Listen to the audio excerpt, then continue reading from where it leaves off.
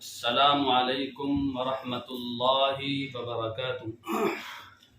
आज हम आपके सामने चंद सवालों के जवाबात लेकर हाज़िर हुए हैं।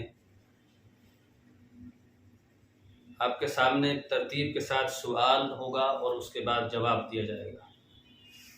पहला सवाल है, मोहम्मद हमज़ा लोनी से मालूम करते हैं कि रास्ते में अगर बिल्ली गुजर जाए तो क्या उस रास्ते से जाना नहीं चाहिए, या कोई और मसला पेश आ जाए तो क्या करें। तो ये इस तरह की अफवाह है और तवहुमात में इनका शुमार है। शरीयत मुतहरा से दूर तक इनका कोई रिश्ता नहीं है।